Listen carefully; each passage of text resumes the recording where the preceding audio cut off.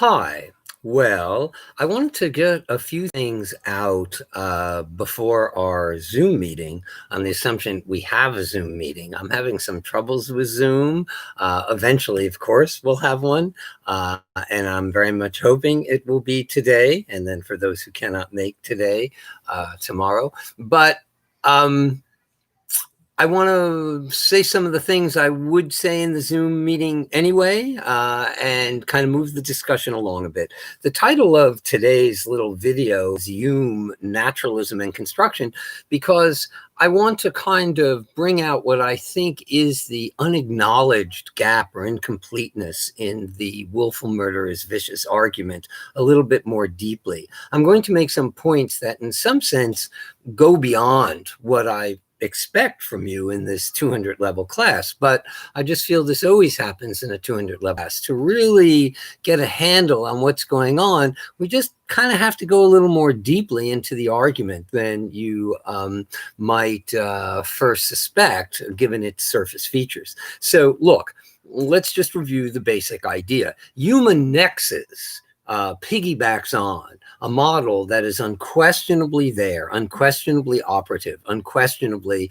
explanatorily potent, very deep, extremely insightful and rich of Hume to try and exploit or use this model as much as he can. My claim is that this model is of very incomplete use in moral life. So let's go over the model and go over where it is satisfactory and plausible. The model is one of naturalistic reaction, naturalistic causation and response. By that I mean the mechanism that explain the responses and reactions that Hume attributes to persons are natural in the most thoroughgoing, unproblematic sense of the term. The same way in which we have certain features in virtue of which we find the lemon sour, certain features in virtue of which we find the putting of our hands on a hot stove painful.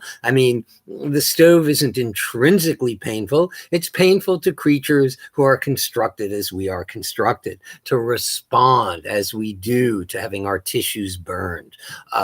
Lemons aren't intrinsically sour. They're intrinsically a certain chemical, structure, citrus, whatever that might be. But the sourness, this is a feature of our responses, or a way we characterize the content or the nature of our responses. And these responses, in turn, are rooted in our biological nature. Creatures with a different biology wouldn't have them. And on this model, you get a very straightforward answer to the question, are these things in the world? Well, yes and no. They're not in the world in the sense that they don't arise through mere physicalist descriptions of the phenomena in question. A color is for us another very intuitive example. This towel behind me is red to creatures with eyes like ours. Other creatures might simply detect the wavelengths that come out of this kind of object. So these things are in the world in the sense that the causal structures in virtue of which the responses arise are in the world. This towel really does have a certain wavelength. The lemon really does have a certain chemical structure. But to call it red or to call it sour is to say something about how these things inevitably are to us. And because the qualities that we attribute to these things in virtue of our responses are rooted in our physical, biological nature, it's very stable. So we can say, go get that red sweater. This drink is too sour for me, and so forth. These terms, while reactive, are sufficiently naturalistically rooted in our physical and biological nature that they can appear to be, without further philosophical reflection, features of the world. Now Hume annexes this model to just about everything that isn't a matter of fact, as fact is understood from the standpoint of the natural sciences. And I think this model does work pretty well, which is to say, I think it's right for certain kind of, I'm just going to use this word, low-grade aesthetic responses. When I call the sunset beautiful, when I call the starry sky sublime, when I call, a destroyed forest sad or melancholy. I'm always very struck by Hume. I remember after, which hurricane was it? After Sandy, I was living upstate at the time, and there were areas that were just devastated, and all these trees were down, and these patches of forest were just ruined. And I'd drive by them and think, oh, how sad and melancholy these landscapes are. And then you're struck by the Humean insight. From nature's point of view, there's no sadness here. This is just stuff that happens. It's quite absurd to attribute psychological predicates to a landscape. But these predicates can seem like stable, factual descriptions because these responses seem to be rooted in something very invariant and natural in us. Okay, very nice. And when you get this kind of analysis of a predicate, you got a lot of advantages. You can make sense of the way in which it seems objective and stable because it is rooted in features of persons that are themselves stable, our biological nature. You can make sense of how these features are tied to motivation, how we might shun a landscape that seems depressing or sad, how we might relish going to see a sunset that we think is beautiful. There's this very nice connection between these non-cognitive inner states with a certain phenomenological content and being motivated, as Hume would say, either, attraction or aversion. It's going to be very closely bound up with things like finding something beautiful on one hand or disgusting on the other. Fine. So Hume has this rich, explanatory, naturalistic, projectivist model. I call it projectivist. I think that's Hume's term. It's certainly a term we've come to apply to Hume just automatically. Hume was very proud of the following feature of his analysis, that we have the reaction and then we project it back onto the thing causing it, and we think we detect it there. So we think we detect sourness in the lemon, beauty in the Grand Canyon, the phenomenological feel, the way it feels to us inside. It's as if it's a feature of the world. But indeed, what it is the projection of a reaction onto this bit of the world. Very astute, David. Well done. However, as I hope is kind of clear, I keep indicating, because I keep talking about aesthetic responses to nature, I don't think this argument is at all plausible when we talk about complicated aesthetic objects. And for more or less the same kinds of reasons, I don't think it's plausible when we turn to morality. And when we think a little bit more critically about the willful murderer's vicious example, you're going to see the point I'm trying to make here. So you to analogize the sentence, the willful murderer is vicious, to something like the lemon is sour, or even the Grand Canyon is beautiful. But I think this is impossible, because the lemon is a natural object and the Grand Canyon is a natural object. These are all objects that occur in nature apart from human intentionality. But a murder isn't simply the intent to kill someone, it's the unjustified intent to kill someone. That's what we mean by murder. It's not self-defense, it's not physician-assisted suicide, it's not combatants in war slaying each other. We don't generally call that murder. That would be a mistake. No, murder is reserved for the killing that is unjustified, where the intention to do so has no good justification. That's, in fact, of course, what juries must retire and deliberate to determine. Whether this is murder or homicide or justified self-defense is a question of, is the intention itself one that admits of justification? The causation story isn't in question. Nobody denies that A pulled the gun, shot it, and as a result, B is dead. The causation story is there. The question is, what do you assess this causation story to be? And by that, I mean, what do you assess the intentions to be? Are they justified? Are they reasonable? Are they selfish? Are they, callous? Are they cruel? The moral assessment of the intention is there from the start. And that's because our moral life, our social life, is not a natural object. It doesn't occur in nature through causation, the way the Grand Canyon arose through some very long, complicated causation story, or the way lemons arose through some, complicated botanical causation story. This is a constructed story. We don't have to go into it. I'm not an expert. I don't think anybody has a clear and uncontroversial account of it, but there can be no question that lots of stuff is in the world because of a collective intent to construct certain kinds of categories and certain kinds of phenomena. Money, marriage, states, art, lots and lots of stuff arises only through the collective intentionality of persons. It doesn't arise naturally. Money would never arise through any ongoing interaction of protons and neutrons and electrons, nor marriage, nor would, habeas corpus, nor would, I believe, the idea of murder, which I think is a construction that persons very quickly, I think as soon as there's any self-consciousness about intentions, there's self-consciousness about whether or not they can be justified. And notions like cruelty or kindness, go hand in hand with assessment of the intentions of persons. To be sure, that doesn't mean that we need to be extremely sophisticated creatures. It's not like opera, which really can't arise, in 1700 years before Christ or something. That just requires a much, much longer developmental history in order for something with this sort of highly, and I use the word unpejoratively, artificial constructed quality to emerge. My point, I hope, is getting a little bit clearer.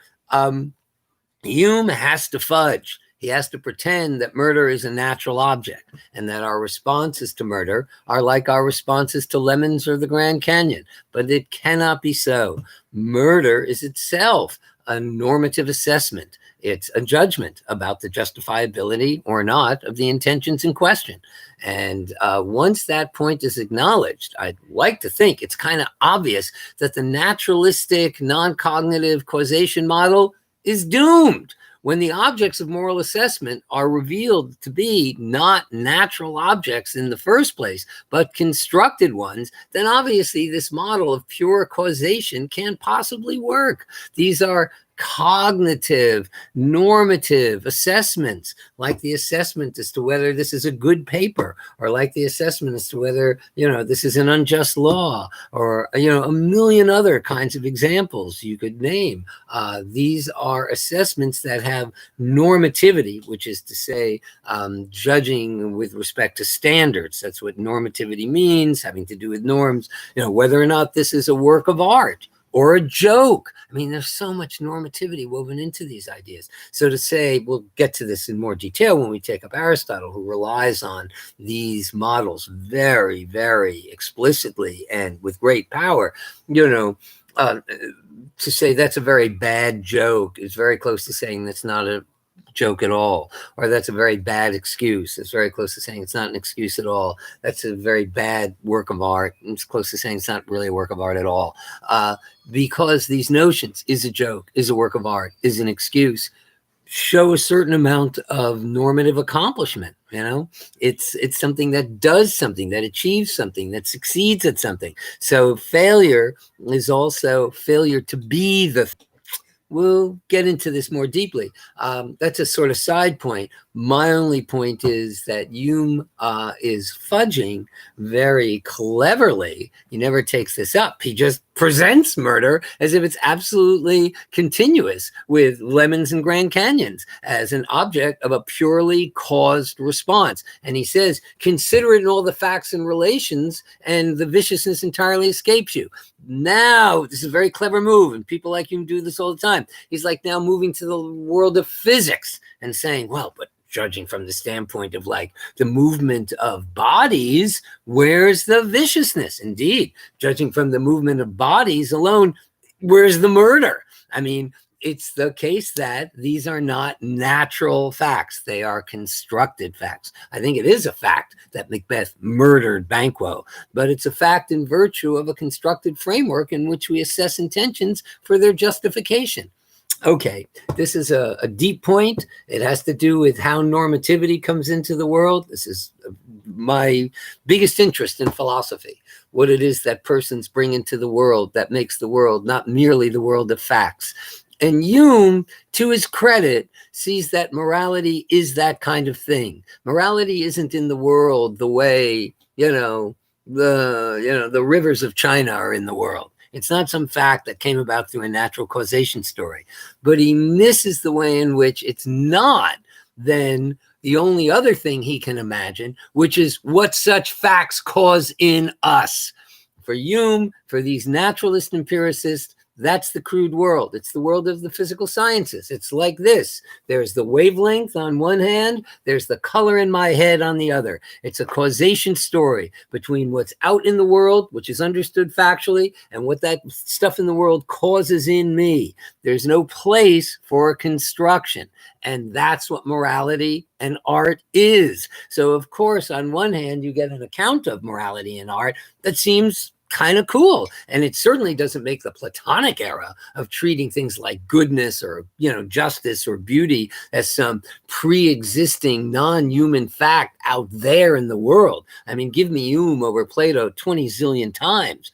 But he misses, he must suppress, he must ignore the construction that so much of the world is there because we put it there, not just because we react the way we react. Facts come into the world through persons, I want to say, in two different kinds of ways. I will not ask you this on the exam. This is a sort of heavy point, but it is what I think. There are the facts that come into the world through our responses, our reactions, sourness, color, and there are facts that come into the world through our collective intentional constructions, marriage, politics, moral assessments, opera, on and on it goes.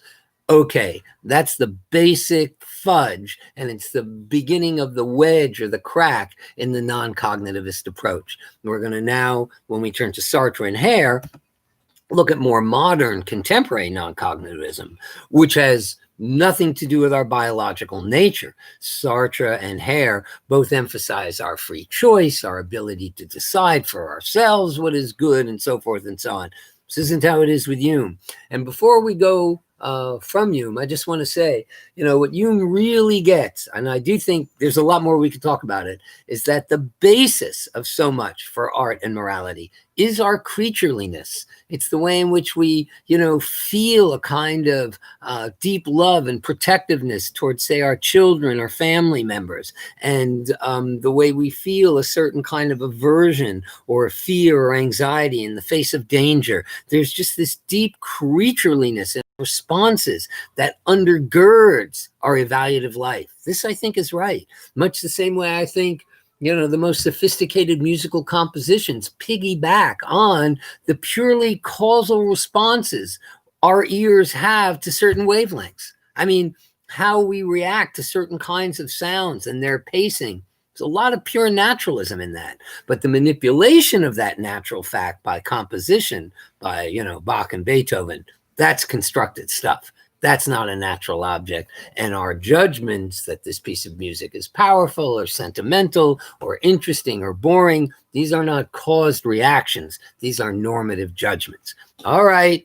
I think that's, with luck, we can pursue this on Zoom if, I'm hoping today. If not today, tomorrow, but eventually. But this is a rich topic.